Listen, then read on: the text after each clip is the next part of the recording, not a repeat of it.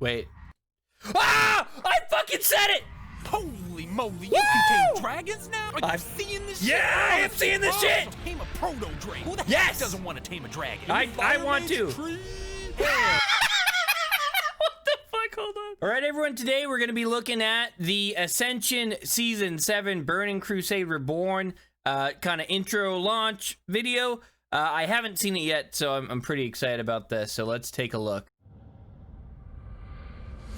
Adventurers of Azeroth, Seekers of Ascension. Yeah. The next step That's of your us. adventure begins Let's fucking now. go. You have been reborn and risen to incredible heights, The but your transmogs journey look so isn't good. over. There's still more to discover, new depths to conquer, more meaningful ways to express yourself on Azeroth that you deserve to explore. Burning From Crusade. stacking the deck and discovering new skills to unlocking transformational mystic enchantments. From Okay. delving into endless dungeons to slaying Azeroth's greatest foes. That's From some dominating wild fucking vicious animation. deathmatches to crafting powerful new high-risk equipment. Your legend is waiting to unfold.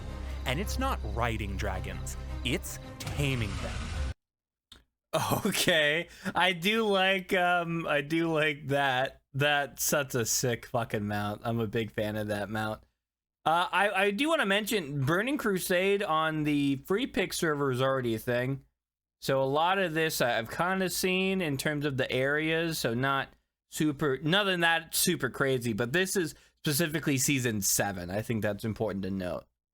So long as adventure boils in your blood, Azeroth will be here to discover and overcome in any way that you decide is meaningful. Season 7 Chapter 2 is a complete expansion to classless WoW so that you can continue to embark on limitless adventure. Limitless. Welcome to Chapter 2. I like it. In Season 7 Chapter 2, the Burning Crusade is reborn as a complete expansion to classless WoW. Okay. Chapter 2 continues to enhance May everything 27th. introduced in Season 7, providing you with more tools to discover your potential and play the way you want. Does that just mean Join spells? thousands of new and returning players as we surge through the doors of a shattered new world. As you charge into Ascension's first draft mode TBC, you'll adventure to level 70 and explore nostalgic content with brand new tools. Tameable undead, demons, and dragons. That's gonna be high. 32 new abilities, 24 plus legendary mystic enchantments, and 30 plus brand new epic enchantments. So, quick pause. My most viewed video is using the tame demon ability on one of the mobs in the Burning Crusade expansion, and it does not get shrunk down. So it's a fucking massive, fucking demon. I'll throw a few screenshots from that video up. But again, hopefully they don't fix it and you can just get this massive fucking demon. That would be really sick to see. I know they patched it on the Wrath of the Lich King alpha where I was playing it, but hopefully we'll be able to kind of re-experience that with this new release. Unlock new combinations for you to dominate Outland. That's a fucking Enter massive TBC battleground. as either a draft or free pick hero. Oh, they're gonna give you the... Okay. That seems questionable. Why would... I understand draft is probably more fun, but if you're playing competitively, why would you ever pick draft over free pick? That's an interesting choice. Let's see if they explain it. Each with their own tailored improvements. Scaling vanilla dungeons, open world updates, and new deathmatch battlegrounds revitalize both leveling and... Wait, deathmatch battlegrounds? That sounds fucking sick. Okay.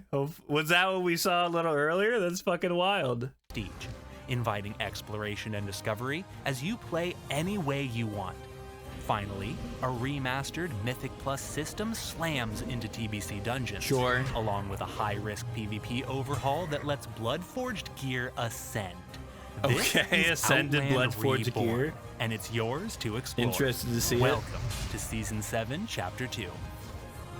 Look, by the way, whoever voices these, Storm shout the out, Dark Portal like with the voice. thousands of other draft heroes and master the most popular game mode in Ascension's history. Yeah. The thrill of limitless discovery and the satisfaction of Wait, refining your Soul build Harvest. culminates in Ascension's first TBC draft mode. Choose one of 3 random abilities every other level to build your hero. reaching level 70 with a completely unique build. Explore the treasure trove of all new draftable. Let me just see. I want to see if any of these look different from the free pick server. I will say Alter Time definitely looks different.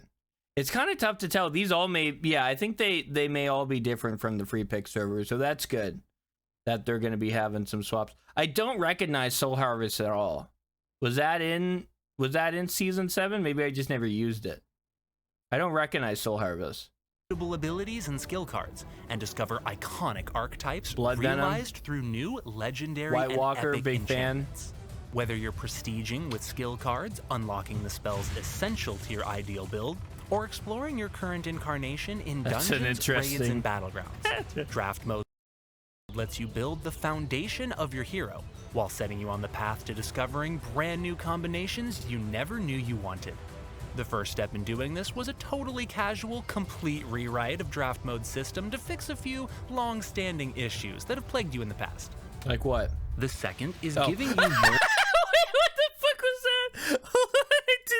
I've never ran into that. A few long-standing issues that have plagued you in the past. This could happen? I've never seen this.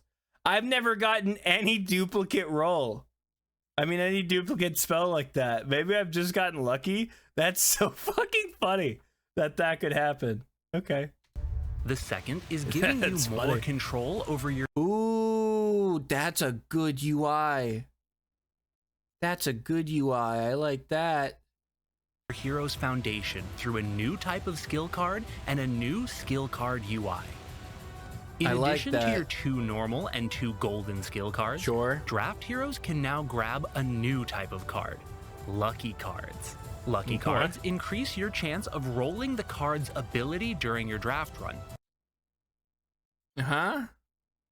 Okay. And you can have 3 normal and 3 golden. Lucky Cards apply to every draft after you reach the required level. Once you slot a lucky card, you'll know that every draft is another increased chance to discover your slotted lucky cards and unlock your ultimate class fantasy. Okay, all right. Taking a moment. I understand the increase on normal and golden cards. There's just more abilities, so you want to give players a better chance to find them. The lucky card, just kind of why? You know what I mean? Like, you're still not guaranteed to get it. I guess it's going to be more hype when you do because you're not guaranteed it, right? It's luck-based. But, like, it's interesting. I'm not saying it's bad. I'm just kind of confused by it. I'm confused by that choice. This puts control of your core identity directly in your hands, ensuring you draft your favorite spells. Combined with a brand new skill card UI that makes swapping out I do like the UI a lot. Simple, that's a good mix, UI. Match, and easily swap out these skills to shape your hero. Stack the deck and leap into Prestige, resetting to level 1 to redraft your build and transform your hero through multiple incarnations. This is growing closer every time to realizing your fantasy. Is already a thing. All the while, you can hunt for new abilities using Hands of Fate or skill cards at max level. Chapter 2 expands the ways that you can shape your draft hero, giving you more ways than ever to enjoy your journey to the top. Okay. Leveling is one of the best parts of Ascension. Is it? Making new friends, I guess so. conquering dungeons, and that feel of constant progress and discovery makes it is pretty good. And exploring new corners of the world feel exciting and rewarding. It is pretty good to level and get that draft pick. I'm not gonna lie, maybe it is the best part of Ascension. Holy fuck. I had never even dawned on me until just now. On Ascension, leveling isn't dead. It weaves into the endgame to create true, meaningful progress for any hero searching for adventure. Wait, I'm confused by what just happened, because he said, oh, leveling's the best part, and then he immediately said leveling isn't dead. Which, they seem kind of contradicting, right? Like, you just saying this, whatever. With the experience revitalized, the world flourishes and thrives, and you get to have fun and play the game however you want. Yeah, you get XP faster. And prestige improvements emerge in Chapter 2. Interesting. Rewarding heroes who love to level up and letting you enjoy the adventure as many times as you want. Sure. At the same time, you can use it to reforge your draft hero. With Chapter 2, leveling is reborn, 3 major paths define how heroes grow on Ascension. Yeah. Exploring and fighting in the open world, Sure. diving into dungeons, and conquering battlegrounds. I love this style of editing where you have each different activity up. Did I say leveling? I meant editing. If I said leveling, I love it. It looks so good in my opinion. With Chapter 2, all 3 leveling paths receive updates to expand their content and make them wildly fun and enticingly viable. Wildly fun. Dungeons That's are exciting. a leveling staple. Yes. They're fun to do, a great way to make friends, and a rewarding way to level up I love the and fun get as gear. heck. No one likes waiting for one of the best parts of the game, and no one likes not being able to play with their friends. True. You want to queue up, hit a button, and go. Yes. Vanilla dungeon scaling is here to provide that and more. Okay. All right. I look, I understand scaling. I understand why scaling can be good. I don't like scaling for dungeons. I think for certain zones, it makes sense. For certain games, it makes a little more sense. I'm not a fan of dungeon scaling, but, you know, it has its own pros and cons. I'm not going to say it's a bad thing. I just personally don't like it. I like getting to a new dungeon and then experiencing like, oh, I know I'm making progress because I'm in a whole new fucking zone. I don't like having to run stockades 20 times on repeat because it's the fastest way to get XP. I don't know, that's just my stance. Vanilla dungeon scaling allows heroes of any level between 15 and 59 to group up and tackle dungeons together. That means that when your friend hits level 15 and unlocks Deadmines, you can queue and run it with him even if you're in Stranglethorn Vale and just hit level 38, and you'll still get both experience and relevant loot. Classic dungeons now scale with your level, meaning as you fight through the dungeon, every single thing will be scaled to you. Similarly, if you're level 45 and want to run a dungeon, you can pop open the dungeon finder. Yeah, again, I don't like this. Dungeon. I can promise you no one is fucking running Wailing Caverns at level 45. You know why no one is running Wailing Caverns? Because it's the longest fucking dungeon in the game. Maybe not actually the longest, but it's a long fucking dungeon. I can guarantee you that as soon as you're never going to see Wailing Caverns again. Everyone's going to queue for fucking either Deadmines. Everyone's going to queue for Stormwind Stockades as soon as they hit level 20. They're only going to run Stormwind Stockades. Maybe a Shadowfang Keep. I don't know. No, you're never going to see Wailing Caverns. No way. For bonus loot and experience, and leap into a Wailing Caverns that's scaled to your level, offering experience, challenge, and sweet, sweet loot. This lets you tackle dungeons with other heroes regardless of level. Sure. And since heroes still unlock dungeons as they level up, it keeps that progress you feel alive as you tackle greater and greater challenges. So it can keep the progress you feel alive, but again, you have, first of all, not only do you have to opt in to not doing the lower level dungeons, which is fine. That's not a gripe. You know, just whatever. You have to fucking accept that you're still going to have long queue times because everyone is running the one dungeon that's really fast. Maybe it won't be like this, but that was my experience recently on season 7 chapter 1, I guess we're saying, on the mage. On the mage video I just did, I had to keep running fucking stockades because that's all people wanted to run. With dungeon scaling, you can play with your friends even if they're different levels. This is a good thing. Faster queue pops. The leveling, the friends thing is good. This ensures a variety of dungeons throughout your leveling experience. Classic dungeon scaling means heroes who love dungeons can find each other quickly. No matter how many times you level or prestige, there's always the chance of leaping into something new. Some heroes want to level through PvP, but flags are hard. BRAWL deathmatches are here to satisfy your battle lust. BRAWL deathmatches are brand new battlegrounds that align the battlegrounds objective with your objective. Kill enemies, get experience, level up, win. In the past, rushing out and slaying other heroes meant that you weren't capturing a flag, which wasn't playing the game. With BRAWL deathmatches, slaying enemies is the game. Join your team in brand new maps, rush into the fray, and make the enemy bleed. It's important to note, even though they're called death matches, they're I'm hearing him say team, so I'm assuming it's a team deathmatch. Normally when I hear deathmatch, I'm thinking free-for-all, unless you put team in front of it. So it is going to be, okay, I'm fine with that. I think the free-for-all deathmatch would be hella interesting, but it probably makes more sense to do a team deathmatch. Kill enough foes, win the match. Get killed too much, and you lose. Either way, you'll be gaining experience towards your next level or basking in honor at level cap. Sure. Whether you're a new hero or a prestige veteran, deathmatches help you enjoy PvP your way, both while leveling and at the endgame. Adventuring in the open world stands as one of the most exciting and rewarding ways to level. Completing quests, meeting other heroes, and the thrill of unexpected dangers makes the world dynamic Oh shit, and he's getting engaging. ganked. That's Prestige unlucky. bonuses, mystic enchanting scrolls, and keeper scrolls hit the scene to make big improvements to the open world. Wait, what? Keeper scrolls. Right-click to summon an ancient enchanting altar. Okay. So just a mystic altar? I mean, that's fine. I like another way to get those, but interesting. First, mystic enchanting scrolls let you discover epic and legendary enchantments while those have been adventuring good. out I like in those. the open world. These scrolls give you instant access to a mystic enchantment, and you can apply it directly to any piece of gear. You can Ooh, that's important. I didn't know you could do that. So that was a green piece of gear. apply it directly to any.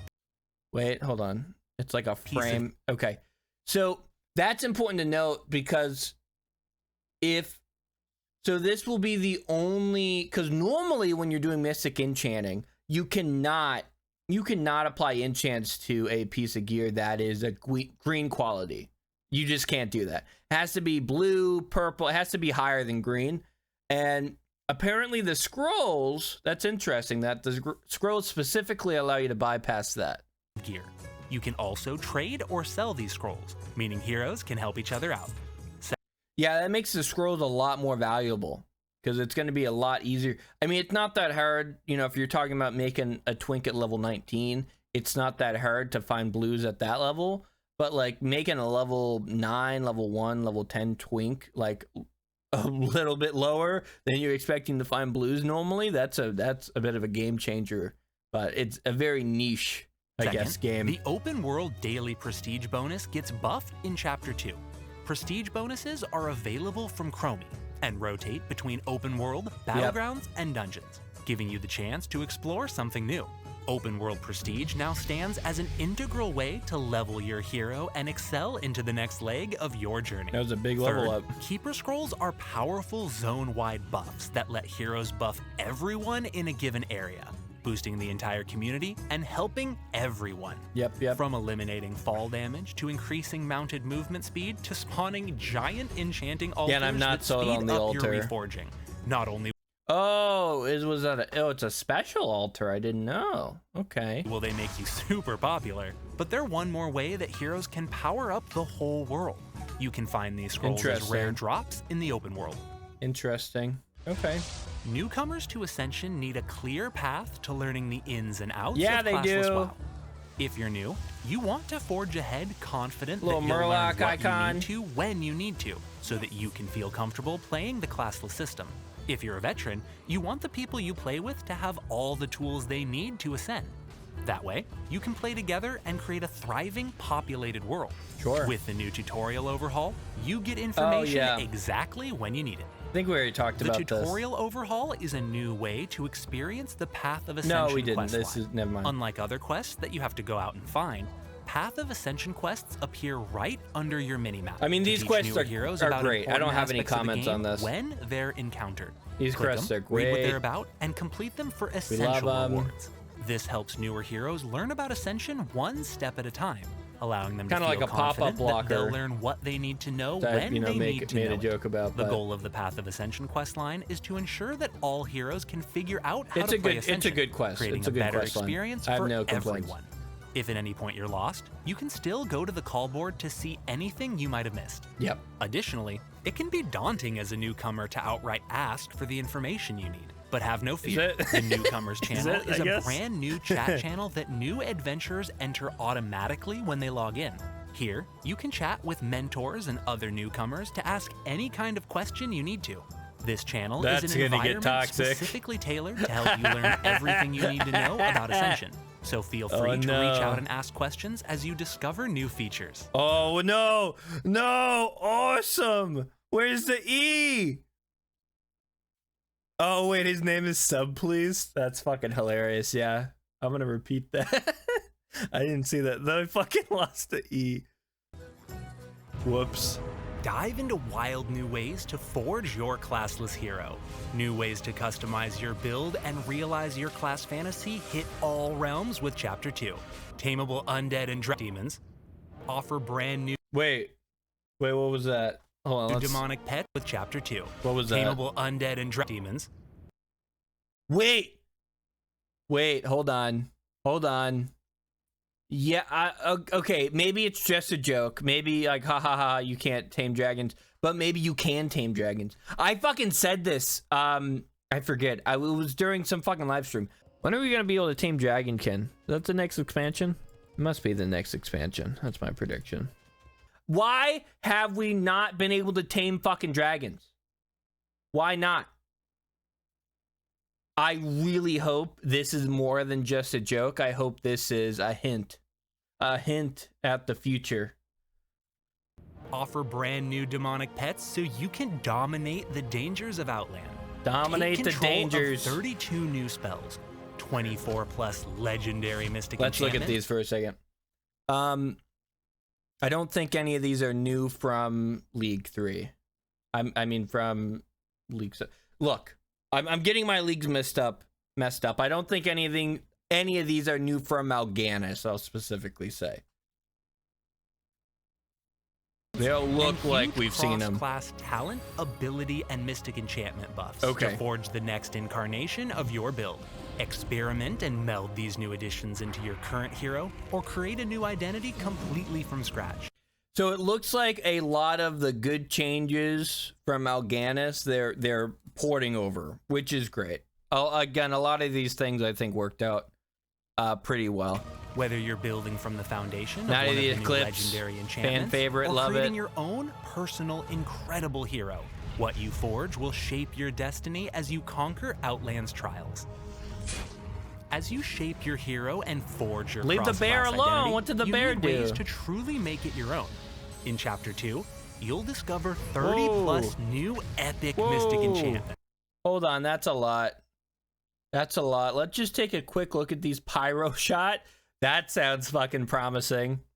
Pyro Shot sounds really good. Glacial Spike, Duelist,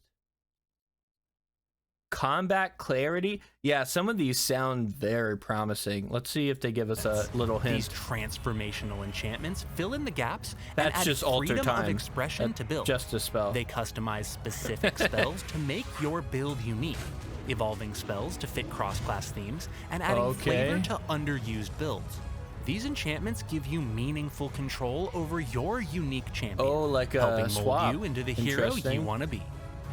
These enchantments affect low-level skills that you can draft early on, letting you explore them as early as level 20.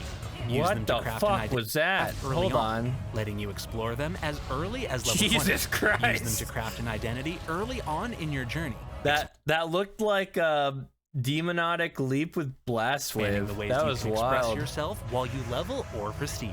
Okay, that's cute. Wait. Ah! I fucking said it! Holy moly, you can tame dragons now? Are you seeing this shit? Yeah, I am seeing this shit! Tame a proto-dragon. Who the heck doesn't want to tame a dragon? I want to. What the fuck? Hold on. Wait, that was fucking great. Tame a proto-dragon. Who the heck doesn't want to tame a dragon? In the Fire Mage tree? I just love the little dragons doing a little spin. Tame a dragon. In the Fire Mage tree? Yeah, that's cute. Hell yeah. Great. Taming a dragon. All Ascension about continues to expand on the content you love to give you new ways to forge your hero and tackle the world's challenges. That's why you can tame dragons now. Each flight has unique spells, and each type of dragon does something different. Interesting. Experiment with dragons to find the scaly companion that's right for you. Oh, that's sick. That's The greatest growth requires the greatest opposition, heroes. To truly ascend, you must contend with the deadliest dragons. Ooh. As you roam the world as a draft or free pick hero, That's growing, so sick. prestiging, making allies, and enhancing your build, you'll face many trials and overcome fierce obstacles. Chapter 2 expands on TBC's endgame content on both I'm still realms with reeling from two the dragons, I'm incredible new sorry. features. Mythic plus TBC dungeons and a Okay, complete Mythic Plus. high-risk I love to see expansion. Mythic Plus. Embark into limitless challenge, heroes. Charge into Outland's deepest dungeons with scaling difficulty that lets you climb step by step. So real quick, I just want to mention well, 6 minutes left in the video. They haven't mentioned how free pick is going to intertwine with the draft pick, because remember, with all this going on, you have the option to go into the not go into the dungeon. You have the option to go into the expansion as free pick or draft. Of course, free pick being you can pick whatever spells you want. Draft, you have to pick between 3 spells, and they give you the 3 options randomly. So interested to see kind of how they intertwine. Mythic Plus dungeons make certain that there's a difficulty to match wherever you are. Whoa. Whoa, whoa, whoa, whoa. Mythic plus 40? Okay. Definitely doesn't go that high in retail, so I have to, apparently I have to start fucking grinding and actually getting the Mythic Plus, because that looks insane. Fucking plus 40? Okay. Are in your adventure.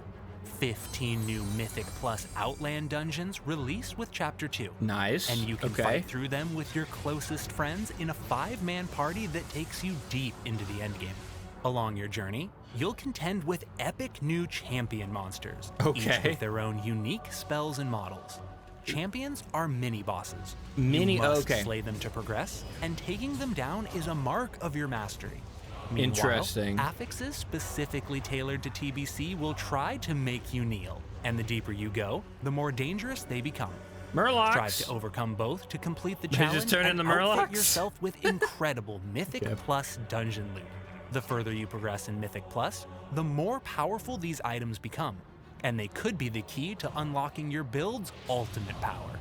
Collect and use your favorite dungeon items as you continue your journey through Outland. Yeah, that's just a Mythic 20. High Risk has evolved over many incarnations. Yet it lacked a clear method of progression that allowed you to start at the bottom and climb up through the ranks towards upgraded, powerful gear. staircase. Until now.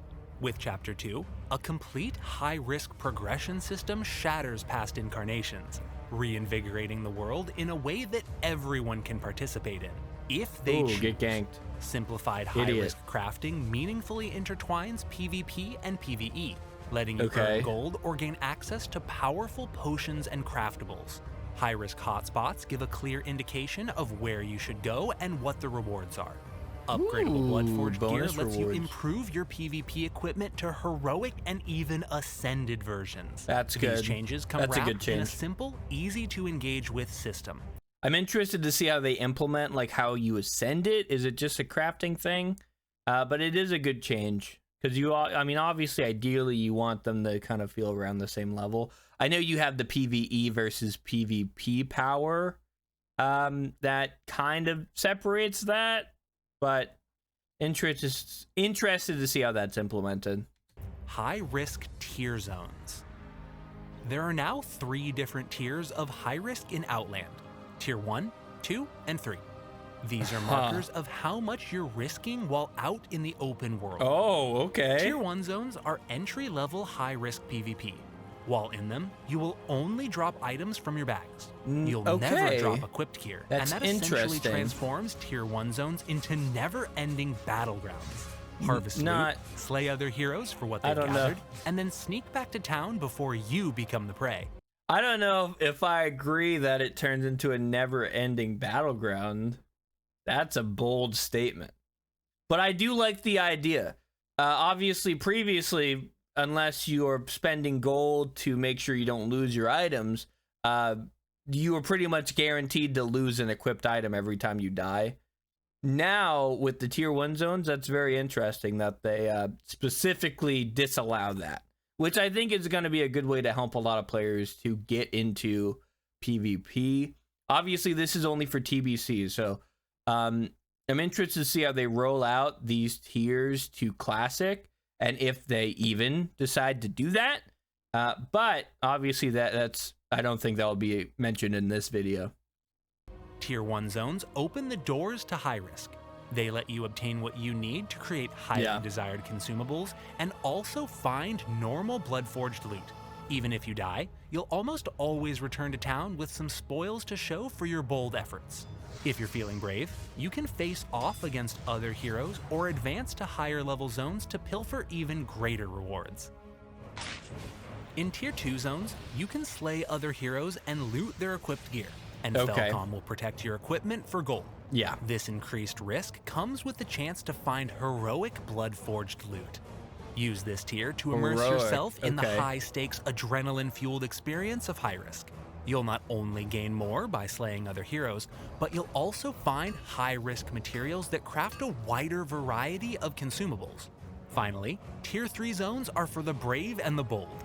You'll claim an extra piece of gear if you slay another hero, and you'll also gain access to the materials you need to craft Ascended Bloodforged gear. That's actually not that big of an L compared to Tier 2. So the Tier 1 to Tier 2, that's a massive fucking leap because you can drop equipment. But Tier 2 to Tier 3, I mean, if you're already dropping equipment, what the fuck is an extra piece of loot? In my opinion, I don't know. Maybe it's a lot. Maybe it's guaranteed that extra piece is equipment. Okay. Though these materials remain tradable, heroes who want to ascend in high risk will need to venture out into the open world to upgrade their gear. Ascended Bloodforged gear cannot be bought or traded. That's good. That's a good call. That's a really good call. I'm a big fan of that. So if you've got it, everyone will know that you earned it through skill and perseverance. Risky for the All right, I'm sorry. I had to do a quick cut. I had something pop up that wasn't supposed to pop up, but we're back in it. Got it? Everyone will know that you earned it through skill and perseverance. Risky for the biscuit to get the ultimate high-risk Risky PvP for the gear. biscuit, okay. Each level of tier zone has a specific rarity material that you can find within it. They actually didn't mention it, so I want to specifically call it out here. Crafted at refineries in the open world. That's a pretty big deal. That's a pretty big deal because there's essentially going to be nothing stopping any player from just camping these refineries to try to immediately, get some gear. And this Ascended Bloodforged gear you can still drop until you Falcomoon it. Right? So that's going to be an interesting dynamic. I think these refineries are going to be not received well. Not received well. Obviously, this video's already been out for a day, so maybe it already hasn't been received well, but I'm reluctant on this part. Got it? Everyone will know that you earned it through skill gear. Risky for the biscuits. Each level of tier zone has a specific rarity material that you can find within it. Tier 1 has Twisted, Tier 2 has Dread, and Tier 3 has Void. These materials are needed for crafting high-risk recipes. The undisputed, most potent forms of food, potions, flasks, enchantments, scopes, and the like. The higher quality the material, the more potent the creation. In addition, high-risk materials can be used to upgrade heroic Bloodforged gear to Ascended Bloodforged gear. Yeah, they already kind of hinted at that. That's all fine. I do worry that adding the materials and then tiers to each material is going to get a little annoying to grind any of this out. But again, it's too early to kind of speak on. It's one of those things, you got to be in it. Once you're in it, you'll know if it's bad or not. But it sounds concerning. By gathering materials yourself or pilfering them from other heroes, you can upgrade your Bloodforged gear to unstoppable versions. If you're dedicated, you can persevere to become an Ascended Bloodforged hero. The doors of high risk are open.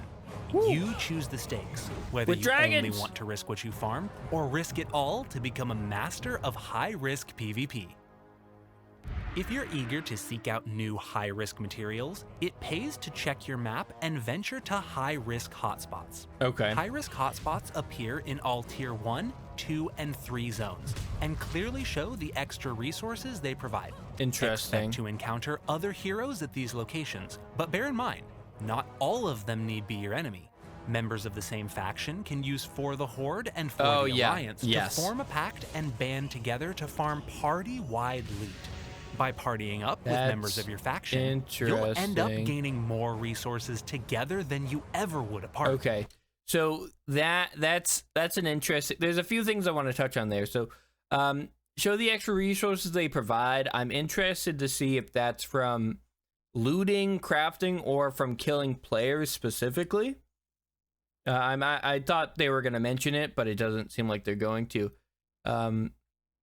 Oh, no, it's... Okay, right under that it says except for other heroes. Okay, never mind. Never mind, but... So we have that answer. But the band together portion is interesting. That's going to add a lot to the faction versus faction with that. Because a lot of times in high risk, you're kind of going for everyone. Because you can do outlaw mode.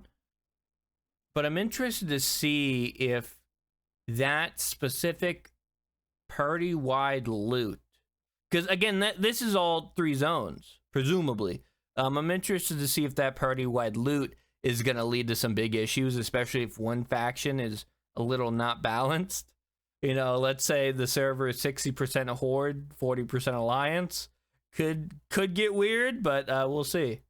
Not only will you find bonus loot, but you'll also find safety in numbers. Form a party and set off into high-risk hotspots. Yeah, that's Be worrying. warned, however, with so many spoils on the table, there may be hunters heading to high-risk hotspots to take you down.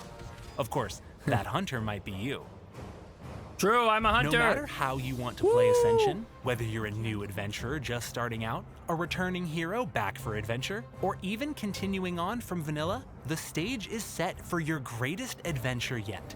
No matter how you want to play, draft or free pick, you're returning to a world that aims beyond anything else to let you experience it the way that you want. To create your ideal adventure with your ideal hero. Whether you're excited to prestige in the open world or deathmatches, conquer mythic I'm excited for PvC death dungeons, matches. or dive into Outland's high-risk PvP, or even just exploring the Burning Crusade with brand new skills, enchantments, and abilities, Ascension is open for you to build your own adventure. Build your own. With your hero in the ways that are meaningful to you. Outland awaits for you to conquer and overcome. Yeah, I think that's and how it. you'll forge your legacy is entirely... That's it. I mean... Maybe these last Thanks 40 for seconds. Tuning in to the Season 7 Chapter 2 overview, heroes. We'll see you on the other side. There's gonna be another dragon somewhere. I'm waiting. I'm waiting for these last 7 seconds. There's gonna be something. Wait for it. Fuck, I was wrong. Okay. So, few things I just want to quickly mention. The high risk seems fine. The zones I'm a little questionable about. Again, I think tier 1 to tier 2 is a big leap, which is fine. I think tier 2 to tier 3 is not a very big leap at all. So I'm interested to see how many people try to skip from tier 1 to tier 3. I guess the only thing really preventing that would be what gear tier 3 drops. If tier 3 drops heroic, then fuck, just go to tier 3, risk losing the extra piece of gear because you're going to be farming it anyway. In the meantime, trying to get that ascended BLOODFORGED. You know, I think it's kind of invalidating the tier 2. But another thing you'll just have to just fucking see. I think you're going to have raid groups just running around in tier 3 and camping these refineries. That's my prediction, but we will see. Mythic Plus, I'm always a fan of.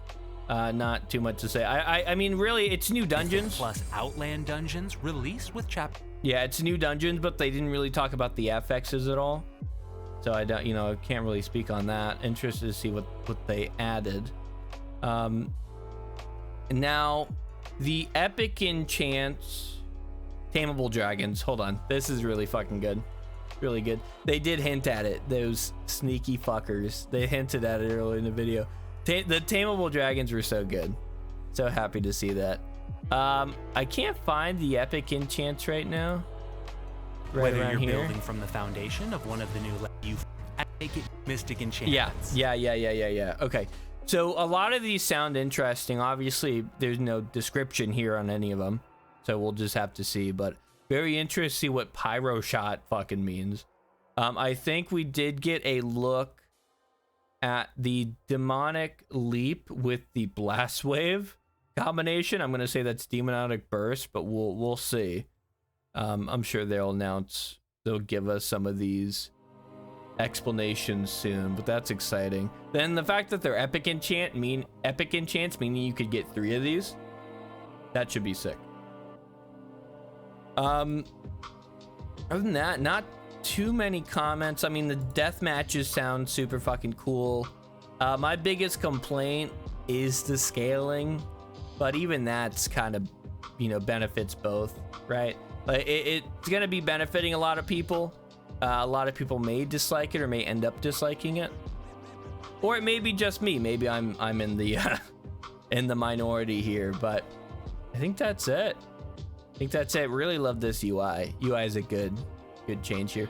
All right, well, that's gonna be it for this video. Thank you so much for watching, and I hope you have a good rest of your day and or night. Bye bye.